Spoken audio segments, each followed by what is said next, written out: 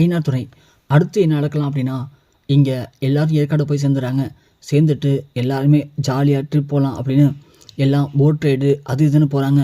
இருந்தாலுமே இங்கே போன காரணம் என்ன, நம்ம பல்லவனை நார்மலாக்கணும், பல்லவன் மனசுக்குள்ளே இனிமேல் எந்த கஷ்டம் இருக்கக்கூடாது அப்படின்னு தான். ஆனால் இருந்தாலும் இது நிலாவுக்கு மட்டும்தான் அந்த கஷ்டம் இருக்குது.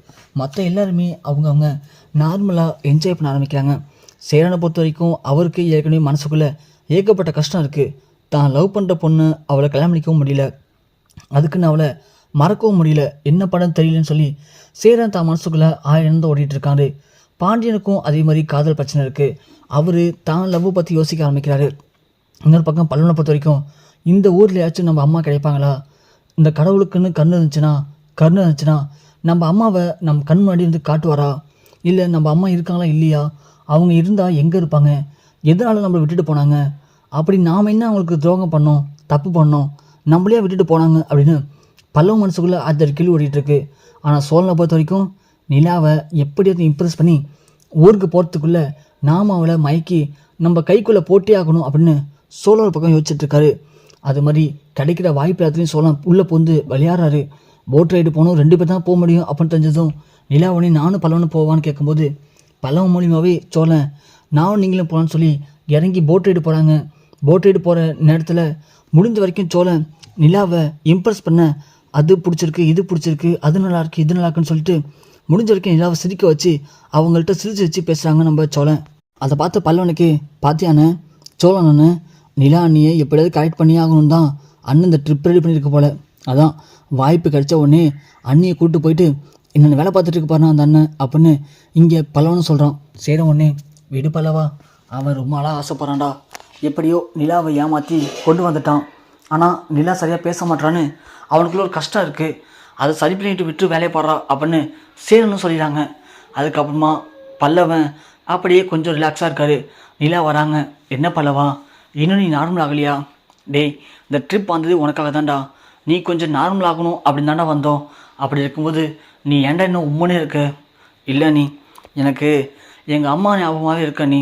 டேய் பல்லவா ப்ளீஸ்டா, உங்கள் அம்மா பற்றி விட்டுடுறா, உங்கள் அம்மா எங்கே இருக்காங்கன்னு தெரியாதுடா, என்ன ஆனாங்கன்னு தெரியாது, நான் தான் சொல்கிறேன்ல, கண்டிப்பாக உங்கள் அப்பாட்ட கேட்டு நான் ஒரு பதில் சொல்கிறேன்டா, அது வரைக்கும் நீ கொஞ்சம் அமைதியாக இருந்த பல்லவா, அதை விட்டுட்டு கண்டதை யோசிச்சு மனசை போட்டு குழப்பிக்காதடா ப்ளீஸ் பல்லவா. அண்ணி, எனக்கு இப்போதைக்கு எங்கள் அம்மா பற்றி யோசிக்காமல் இருக்க முடியல, ஆனால் நீங்கள் சொல்கிறீங்க, அதனால் நான் இப்போ எங்கள் அம்மா பற்றி யோசிக்காமல் இருக்கிறேன். ஆனால் அதை தாண்டி எனக்கு நீங்கள் இன்னும் உதவி பண்ண முடியுமா? சொல்லு பல்லவா, என்ன பண்ணணும்?